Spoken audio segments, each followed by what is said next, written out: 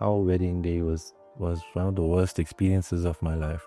As he was giving her away, the look that he gave me, like I was a dog. On our third date, he said, you know what, I think we should get married. And I was like, oh, okay, sure. Wait, do you want to get married now? And his first name, but you're Indian. He just never gelled with who he was as a person and his race. It's something that still bothers me a lot. Yeah, he killed himself last year, so. Yeah, so that was this year. My name is Nazir. My name is Amanda. I was raised by a single parent, which was my mom. I didn't grow up or have any relationship with my biological father. Before, I think it was 19 or 20, I lost my mom and I was out on my own in this world. I did, for a short time, live homeless. I even went to my own biological father and said, listen, I'm going to end up on the streets. You know, please, you can just give me a place to stay. And he said he can't do it. I mean, with the homelessness, there's also a lot of drug addiction and abuse as well. It's been decades now, I think 14 years since I'm clean. There was still some genuine family that I had. My mom's cousin, my best friends, who, you know, one lives in PE, Lisa. She's like my sister. My other best friend, sorry. Yeah, when I talk about him, it's hard for me. Yeah, and I'm still dealing with it. It's something that still bothers me a lot. So,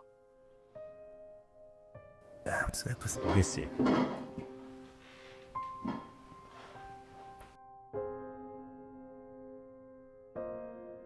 I grew up in a very poor household. We weren't well to do it all on both sides of our family, you know, just your everyday salt of the earth people. When I was a firefighter, I used to get stand downs on the weekends, and I didn't have my own laptop and stuff, so I used to go to this internet cafe and spend my time on Facebook.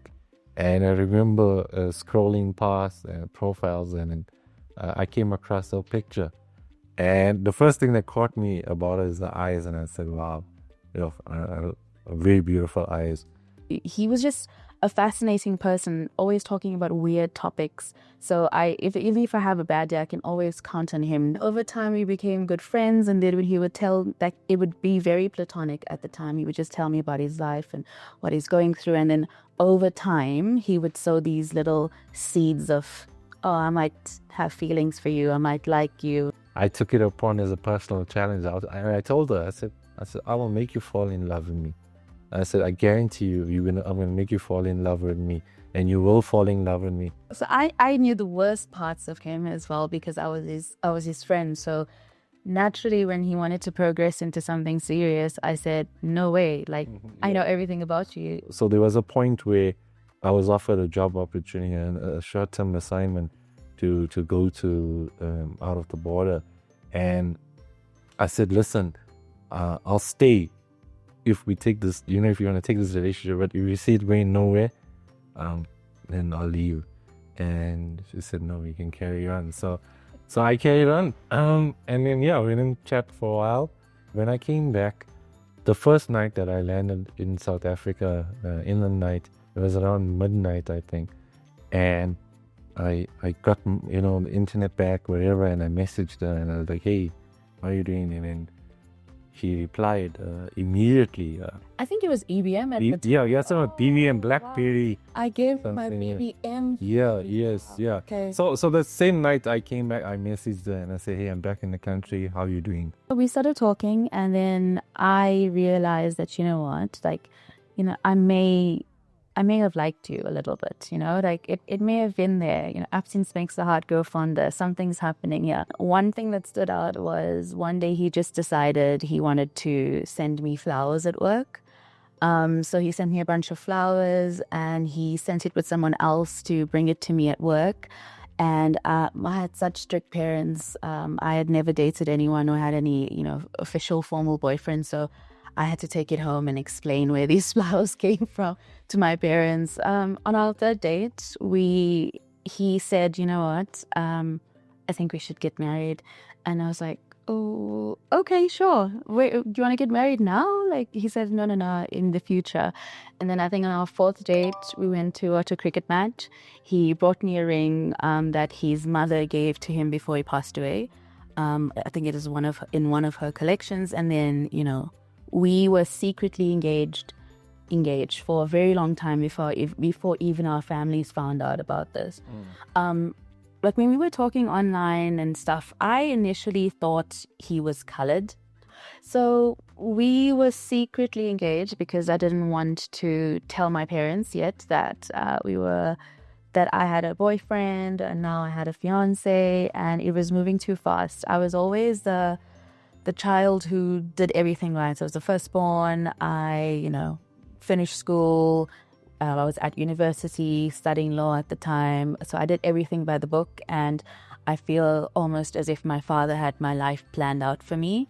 And he wanted me to go a certain way. So I just didn't want to disappoint them and tell them that everything's happening so fast and I'm getting engaged. So it was just a lot of things. A couple of weeks ago, I told them I have a boyfriend, and now they're hearing I'm getting engaged, and now they want to meet him. And so I just wanted to take everything slow and sort of soft launch the relationship. So that's why we kept it a secret for so long. Well, we didn't tell our family. They figured it out. So he gave me a Valentine's Day gift with all of our pictures on it. And in one of the picture, I'm holding his face and I had the ring on. And they figured out, what's going on? Why do you have a ring on? And at that point, they said, okay, cool. My mom says, I want to meet this boy. So that was the first time he met my family. I think I didn't leave a very good impression on the mother, because she gave me strict instructions on what time to bring Amanda back.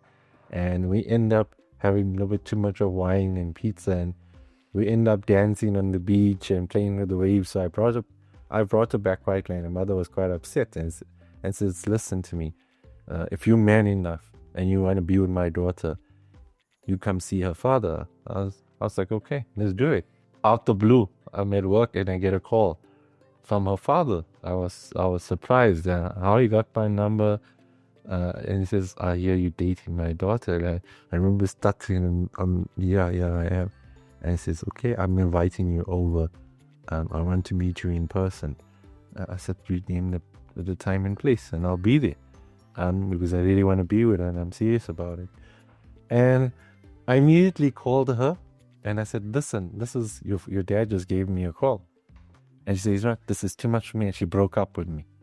I would break up with him every couple of weeks. She broke up with me.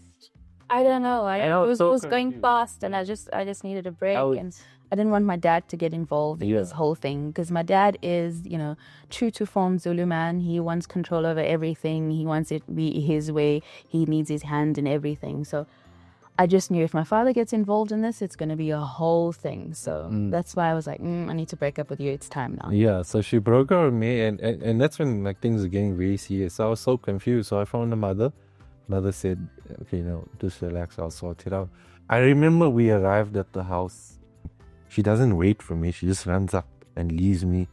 And I was like, oh, I got to face this guy alone, and she goes into the house, and I come there. I think he got the impression I'm like a friend or someone coming to visit. And he's like, I don't know if he was playing with me, but I was like, what are you here for? And I said, no, I'm the guy. I'm the guy that, I'm her boyfriend. And his first name, but you're Indian. And I was like, oh no, okay. So I think it might have been the case of, when you're treated badly by a certain race, so you then have this sort of prejudice towards them. So my father used to have this thing for Indian people. So he didn't know my husband was Indian at the time. Again, everybody thought he was colored or whatever. But the rest of the family was so welcoming. They were so intrigued. Because it's the first time another boy is coming, and I'm the first boyfriend. So I would go to Malagasy and, go and pick up, and we'd go on a date. Or I was allowed to come there and we would sit. I remember one night, and I said, listen, speak to your dad. Tell him I want to come over. I want to spend the night. I want to come stay by your house. She's like, are you crazy? You'll never allow it. And I said, just try, man, just try.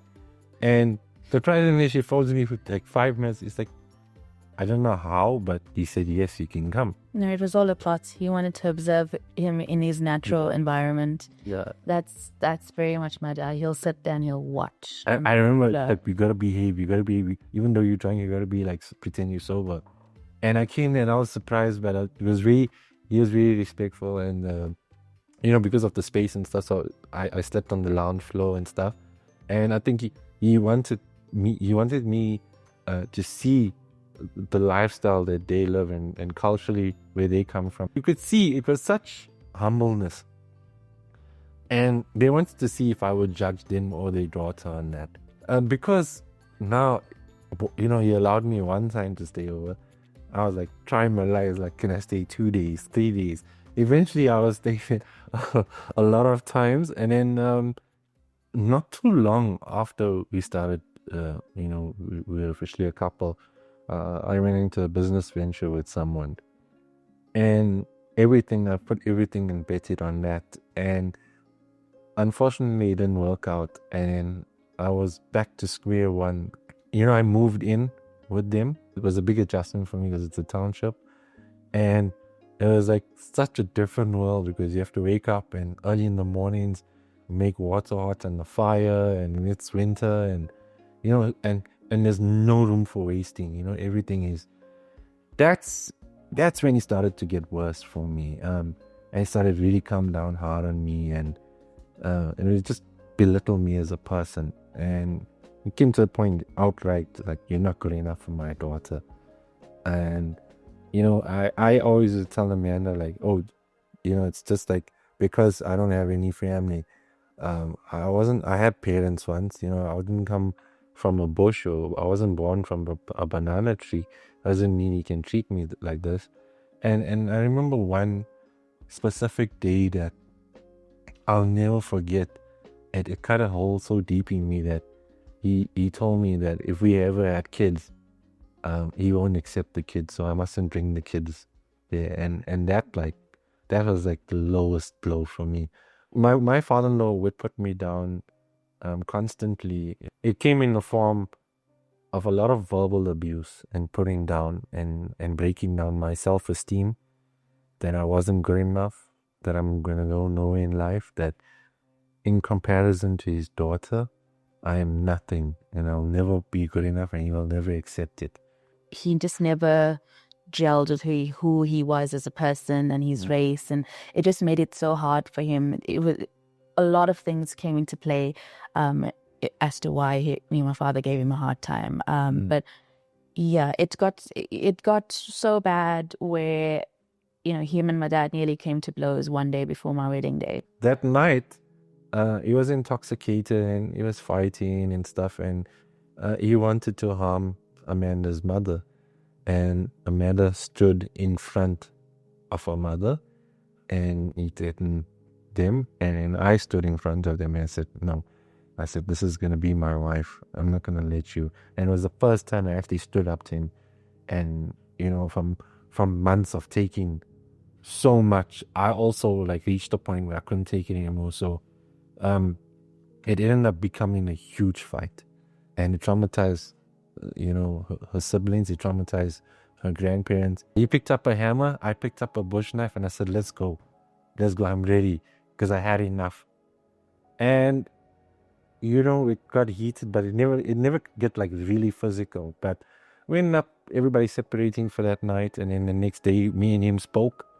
I thought it was, we said, let's just get this day over with and let's do it for them, despite our differences. And then he started drinking, and I could see anger coming out again. Normally people look forward, even men look forward to their wedding days. Our wedding day was one of the worst experiences of my life. He was about to walk me down the aisle, and he looked at me and he's like, are you happy? Are you sure? And it just clicked to me, like, this man doesn't want me to do this. He doesn't want to do this. So he arrived at our wedding drunk, walking me down the aisle because he didn't want the wedding to happen. he was just being so aggressive that day, and I remember him swearing people, embarrassing people publicly while there's other people around.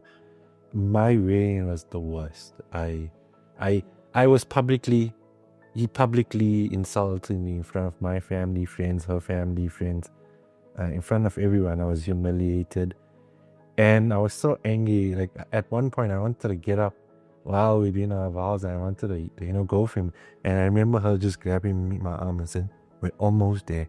We're almost. Let's just get it over and done. But once we're married, we can, have our own life." There was things that she doesn't know that you would say. It's like, "I'm not happy, and you'll never be worthy." And imagine you're getting married, and you hear that on your wedding day, and even as he was giving her away, the look that he gave me, like I was a dog, that he's giving his daughter to a dog, and then in front of everybody, even though he's not good enough, I'll do it.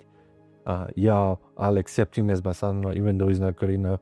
It was so humiliating. We spoke about it much later on when we reconciled a couple of years ago, but he felt like, he couldn't do anything to stop the wedding. He was really unhappy with us and our marriage and who I chose for myself as a partner. And I think, again, now that I'm older, I can see it triggered a lot of his traumas from back in the day, the racism that he felt that was inflicted on him by Indian people. So he then wanted to lash out on something. And now his daughter, who he had so much hopes and dreams in, now goes and marries this, Indian guy. Her mom and her arranged for a meeting between her dad and I. And we actually had a genuine conversation. And, I told him how I felt, how he treated me over the years. And, also got to understand from his side. And, that authentic conversation is finally when we started to have a very good relationship. Once our son was born, I did see a change in him. And from the man saying that he would never accept my child, my son was the first grandchild, and my son loves him. That was a great equalizer. Yeah, my son opened up his heart that none of us expected. This was the year now, that we finally got the relationship that I always wanted, because I never had a dad. That's all I ever wanted from him, was to treat me like a son. And I finally got that. And then he passed on. And it was really hurtful for me. Despite all that years, of having that hard relationship, I had forgiven him. It was really hard moving to Johannesburg all alone with two people who, just decided about a year ago that we want to be together. It was fairly new. We're still discovering each other and still learning about each other. But I do distinctly remember one of the things we really struggled with first was my inability to cook food, specifically Indian food. I remember trying to make curries, and I would make soup and it would fail so hopelessly. So for the first 5 years of our marriage, he would cook for us. And finally now, I can finally make an authentic Durban curry. So that is a win and a feather in my cap. I'm so happy about that. But it was really hard, and coming from, Durban, small town, adjusting to Gauteng is not easy. It's really a different speed, a different lifestyle. But I think just us understanding that we only had each other and blocking it out and drowning out all the noise from everything and everyone else, we were able to focus and hone in on what we want to do. And I felt like Gauteng was a bit more suited to us, because it didn't matter what our race was, or that we were a mixed couple, or whatever the case may be, because there's so many other people from all parts of the world, from all different countries, all trying to make it within the city. And, I felt it was a much more conducive environment, and we could really thrive in Gauteng. So we enjoyed it much more than in Durban, because Durban, we felt, we grew up in small towns and people were so sheltered and they had their own biases. So we made a new family here of important people that have now become our support system, and we are part of their support system. But it was hard. We're trying to hustle and do best with what we had. And it was very difficult. It was really difficult. I felt she didn't protect me. I don't want to be put in a position where I have to fight with your family or confront your dad the same way that I would not want you to be in a position. So that's where I started having changes, and it was more negative views about Amanda.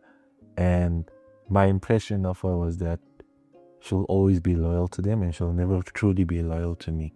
It was such a conflicting time for me because I had to balance being loyal to my family and trying to, be the example and do good by my dad and uphold the values that we had and the way that we were brought up in our background.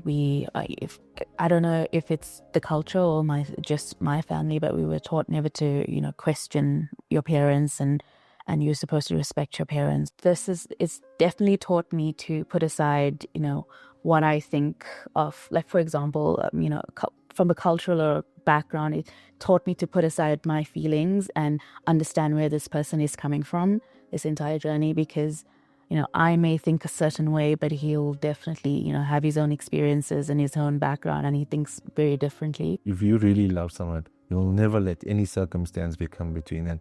Some people divorce for certain small things, and some people can't compromise. Some people can't stand each other in a divorce.